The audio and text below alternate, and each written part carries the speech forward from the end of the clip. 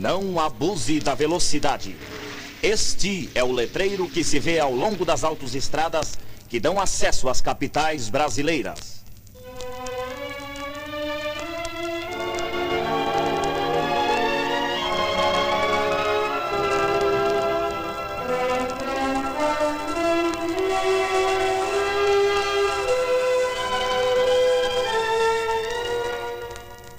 Foi assim que eu vi muitas vezes indo de Curitiba a Porto Alegre.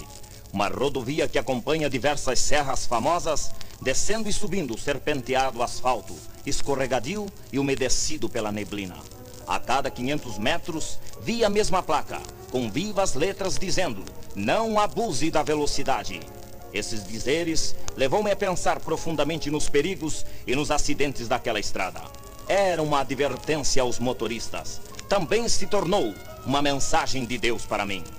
O profeta Daniel, no capítulo 12, versículo 4, nos diz assim: muitos correrão de uma parte para outra.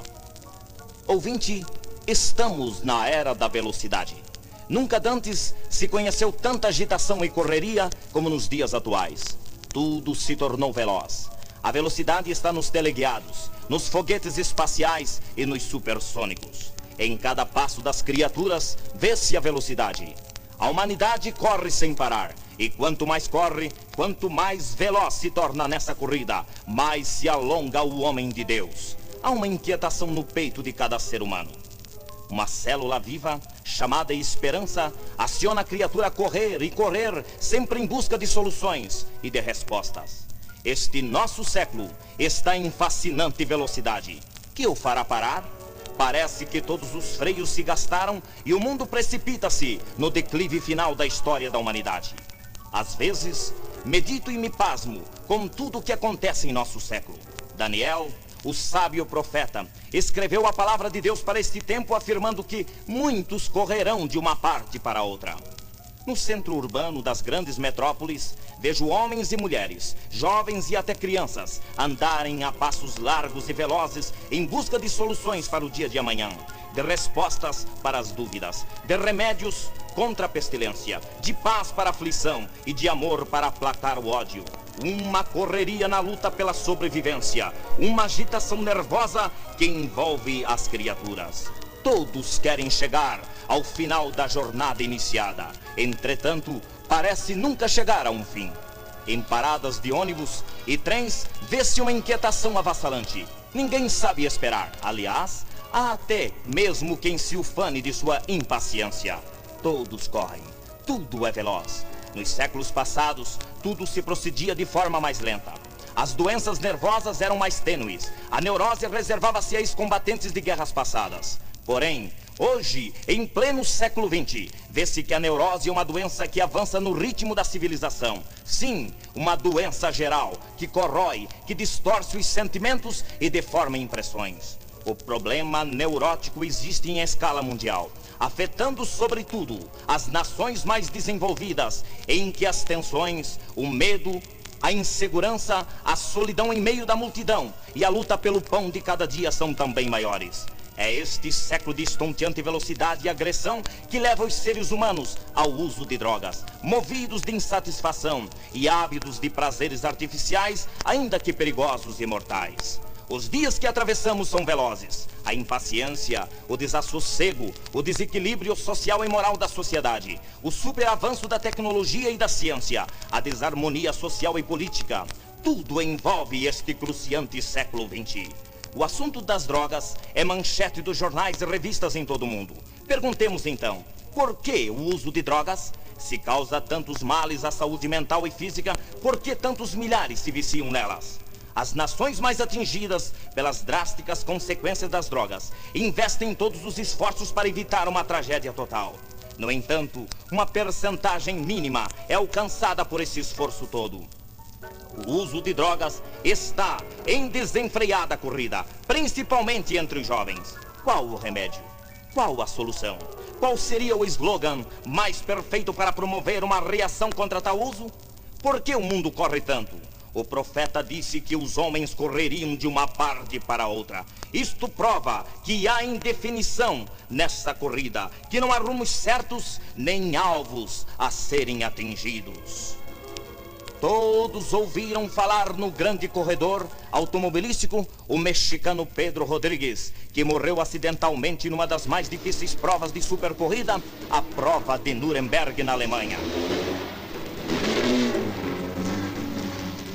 Sua Ferrari derrapou numa curva muito fechada, indo bater contra o muro de proteção, incendiando-se na mesma hora. O famoso corredor e campeão de muitas corridas abusou da velocidade e morreu carbonizado. Numa forma tipológica, vemos o mundo nessa corrida desenfreada, abrindo caminhos para o caos. Vê-se a corrida incontrolável e veloz do assaltante, do esquerdista, do adúltero, do mentiroso, do pederasta e da prostituta burlando a sociedade, ou mesmo pessoas a fugirem de suas consciências. Pode você ter um bom nome na sociedade e o seu caráter ser respeitado no meio em que vive, mas, ao mesmo tempo, você vive agitado e com vontade de correr para algo melhor. Meu ouvinte, não sei qual a sua situação. Talvez você esteja correndo demais. Pare, não abuse da velocidade. O infortúnio está à espera de todos os desatinados. A tragédia aguarda todos os que abusam da velocidade. Os freios da moral têm sido rompidos pelo desacato e abandono das criaturas. Como deter o mal que promove tantas desgraças? Todos estamos caminhando na estrada da vida. Altos e baixos se nos deparam. Perigos nos ameaçam em cada curva dessa estrada. Devemos equilibrar a velocidade da nossa vida. A natureza humana é indomável. Por isso a criatura tem sofrido em todos os tempos e a morte assombra a cada instante. Mas como equilibrar esta velocidade? Jesus Cristo deve ser o guia de nossa vida. Ele mesmo nos levará seguramente ao glorioso destino, o céu de glória.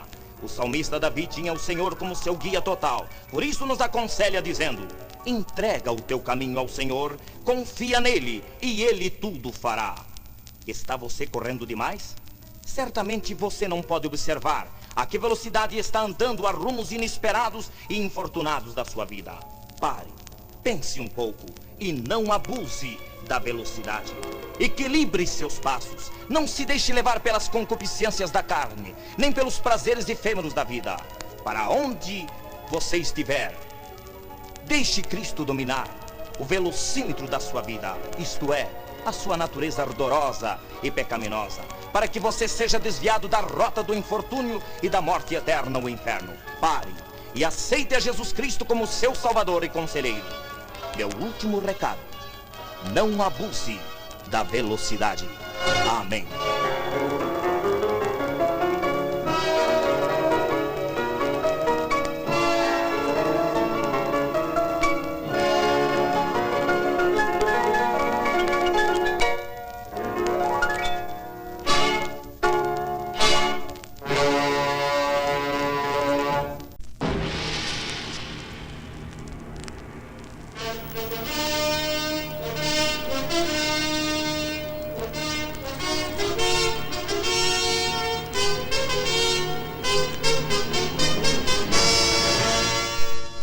A redescoberta do carpinteiro de Nazaré.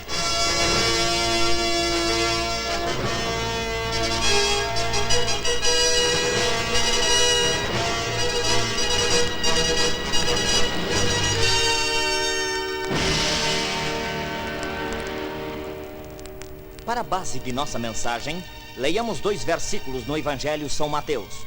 O primeiro está no capítulo 2 e versículo 23. E chegou e habitou numa cidade chamada Nazaré, para que se cumprisse o que fora dito pelos profetas: ele será chamado Nazareno. O segundo versículo encontramos no capítulo 13 do mesmo Evangelho, e versículos 54 e 55. De onde veio a sabedoria e estas maravilhas? Não é este o filho do carpinteiro? Uma revolução nunca antes conhecida na história do cristianismo está acontecendo nestes últimos dias. Não se trata de uma revolução política, científica ou humana simplesmente, mas trata-se de uma revolução espiritual, no âmago da alma de cada velho, jovem e criança. uma revolução espiritual. Por que esta revolução? Que significado tem? Qual a razão de tudo isto? São interrogações que pairam e atordoam as mentes de líderes religiosos que deixaram adulterar a perfeita imagem do Cristo de Nazaré, o simples carpinteiro, transformando-o num Cristo subhumano. Fizeram-no um mirado, mas nunca sentido. Entretanto, aquela imagem morta, vazia e inexpressiva cansou as vistas, principalmente da juventude que busca a vida, o colorido e a força de viver. O Cristo que seus pais o apresentaram continua morto e indiferente. Um Cristo longínquo, nunca alegre. Sempre que se aproxime dele, o ambiente torna-se triste e escuro. Um Cristo que nas horas difíceis da vida nunca está junto de nós, mas erguido numa cruz fabricada. Está sempre pregado a uma cruz de ouro maciço ou prata, pedra ou madeira esculpida artisticamente acima de nossas cabeças. Meu ouvinte, que Cristo é este? Que faz ele dependurado a uma cruz sobre uma parede da sala de estar ou do quarto de dormir? Aquele de quem se busca a alegria é apenas uma imagem pesada e de olhos fundos. De quem se busca o consolo faz chorar de pena por vê-lo sempre desfigurado e triste. Há quem diga que Cristo nunca existiu na história humana, que ele sempre foi um mito. Já outros afirmam que ele foi apenas uma figura humana, nada havendo de sobrenatural em seu nascimento, e que sua ressurreição foi para os apóstolos uma alucinação. Ideias absurdas foram formadas sempre pela mente humana acerca do Cristo de Nazaré. Entretanto, seu nome continua vivo. Satanás tem procurado apagar a real e verdadeira imagem do Cristo de Nazaré. Mas esse desejo insaciável, dentro do peito dessa juventude controvertida, a faz redescobrir o verdadeiro Cristo, o Filho do Deus vivo. A religião a enfadou, a sociedade a decepcionou, o mundo ao seu redor se tornou falso e perigoso. Foi então que o grande inimigo de nossas almas aproveitou o momento indeciso da juventude para encaminhá-la às margens da vida. Marginalizada pela insatisfação e pela revolta dentro do peito, as drogas ingeridas, via oral ou injetadas em suas veias, a leva a um infinito ilusório das alucinações por um espaço curto de tempo. Um tipo de felicidade encontrada para amenizar a decepção, a religião, a sociedade corrompida, ao mundo e até mesmo a si própria. Os resultados foram e são os mais desastrosos, física, moral e espiritualmente. Tudo isto em busca do verdadeiro Cristo, não aquele Cristo formado nas faculdades e nas mentes ateístas de seus professores profanos. O Cristo filosófico, o Cristo da moda, o Cristo revolucionário, o Cristo materializado. Estes tipos estão derrotados, porque nada podem fazer, nem satisfazer os anseios do coração da juventude. Mas onde encontrar o verdadeiro Cristo, cuja filosofia é ainda mais real e a mais original na face da terra? O Cristo verdadeiro está sendo redescoberto diariamente pela geração atual. Ele está nas páginas sacrossantas da Bíblia Sagrada, que nada mudou, mas que apresenta o carpinteiro de Nazaré, o Deus de calos nas mãos, o homem de trabalho, o Deus que se fez homem e assumiu em seu corpo as marcas do lenho verde para libertar a humanidade de seus pecados. Por mais que os ateístas e materialistas queiram ridicularizar a imagem do meigo nazareno, mais viva e real ela se torna na vida dos oprimidos, dos fracos, dos que buscam solução para os seus problemas. Cristo é uma realidade presente. Ele está vivo para sempre. Os que buscam consolo num Cristo morto continuarão sem resposta, porque o verdadeiro Cristo não é um defunto, mas ele está ressuscitado gloriosamente. Ele está vivo e sua vida se faz evidência no coração daqueles que o redescobriram. Este é o Cristo que você pode sentir e ver pela fé. Aceite-o em seu coração agora. Abra-o para ele entrar. Amém.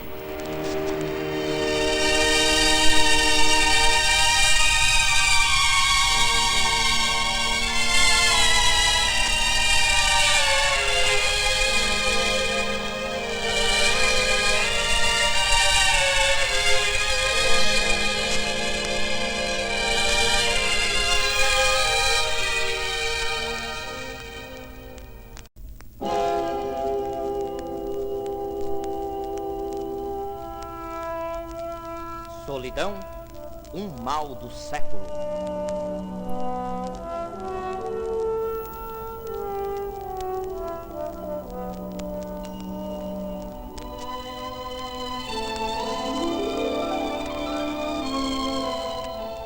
Você sabia que no Brasil tem se formado agremiações para pessoas solitárias? É a verdade.